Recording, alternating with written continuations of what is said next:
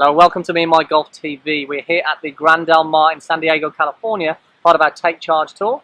And today we've got a very special guest who's going to help you with your distance control on your pitch shots. Let's take charge of your game.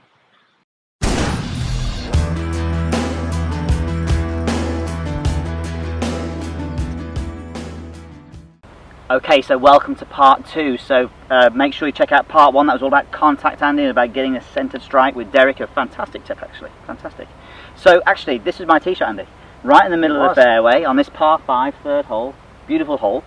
Now, normally we just get the 3-wood out and have a go at the green from here, but I think we spoke about wedge game earlier, Derek, and how important that is. And the stats out there suggest that the best players, the closer they are to the green, the more important it is.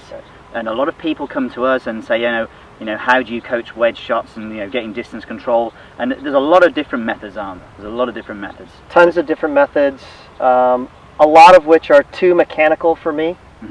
So we had this idea to see what kind of distances happen naturally for a player. Yeah.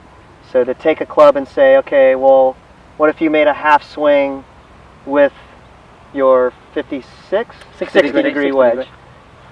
So for Andy, it's like, okay, well, you have an idea how far you might hit it. Yeah. But you don't really know for sure. No.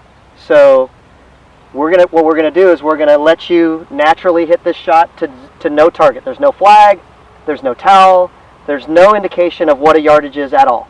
So you've got this number in your head, you're gonna make a swing.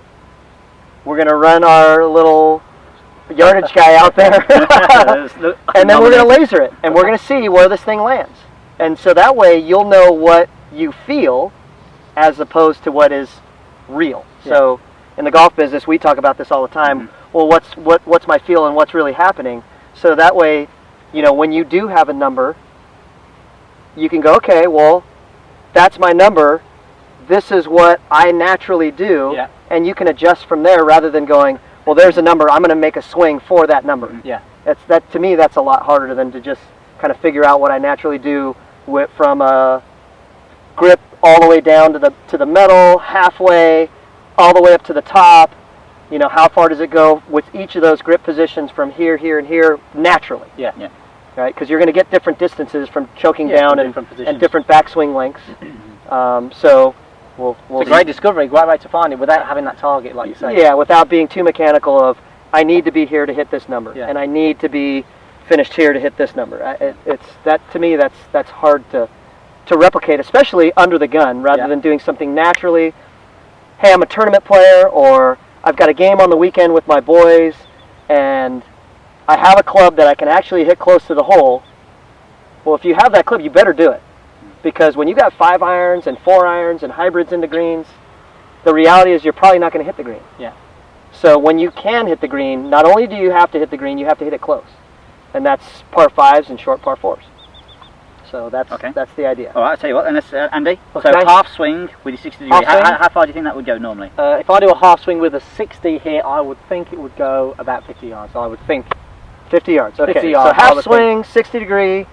The number is 50 yards. Okay, so we're on the third hole here at the Grand Del Mar, par 5. So again, this is something you can do at home, in practice. So we're going to go half swing, 50 yards. Really concerned. He's wrecking my tee shot. I could have got this green in 2. Eagle time. Okay.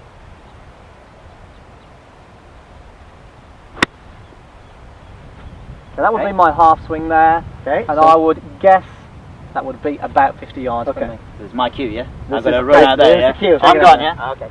I'm going to go 47. Well, to where the ball landed or to where the ball is? To where the ball is. So where the ball is?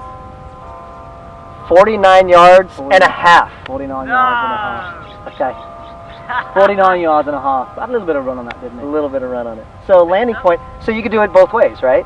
I could go, I want to just strictly know carry distance. Yeah. Or I want to know how far it lands, and how far it runs out. So if we were going to do that, we would have to do it on a green. Right? But if you were going to do strictly carry distance, if that total was 49 and a half, then your landing point, your carry distance might have been 40.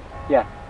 So we got to be, when we do the measurements, you've got to be specific. You've got to be specific. And I suppose with wedges, really, it is more important on where it's going to land, because if you can play that often, if the pin's tucked tight behind a bunker when you've got 60 yards, you need to know exactly where it's going to land. and then you can sort of figure out with the conditions if it's going to roll, if it's going to check. Right. But like you say, you can do it with both, really. Absolutely. So this is you mentioned a matrix as well, so a way of actually taking this onto the golf course. Yeah. So the idea would be to build a wedge matrix, is what I call it. So I'll have you play with 3 wedges: a pitching wedge, a 50. I normally play pitching wedge 52 and 58. And 58. Yeah. Okay. So ideally, you could have 9 different numbers with each club. So short grip, a mid grip, and a full grip Yeah. would call it a full swing. Yeah. Would give you 3 different distances. So then you do those 3 grips with a 3/4 swing, and it'll give you 3 more numbers. Yeah. If you do those 3 grips with a half swing, it'd give you 3 more numbers. So naturally, where that ball would go from all these different swing lengths with different grip lengths would give you different numbers. So okay, well, if I have 9 different numbers with one club, you know, some of the numbers with my 52 would overlap maybe some of the numbers with my 60 or 58, and some of the numbers with a pitching wedge would overlap. But then that just gives you more options. You might say, well, I feel more comfortable hitting a pitching wedge here this distance with this grip and this length of swing, rather than hitting a lob wedge or a 60 degree with this grip and this length of swing. Yeah. Or I need more run out because the pin's in the back and I want to land it here, so I'm going to use a pitching wedge. It's going to flight it down, and then you don't have to create a shot. You just take the club, take the grip, make your swing, and go. Yeah. And it just simplifies things. Without having to get too mechanical and thinking about positions in that swing. It Absolutely. really is just about, right, there's my distance. I think it's something that once you may have to spend a little bit of time in developing it to get your matrix, but Sure. once you've got it, it's in your pocket, stick it in there, and you probably don't even have to do that again. Absolutely. For a long period of time. Absolutely. So that is absolutely something you can do. So yeah, I think it's a fantastic, simple way to do it.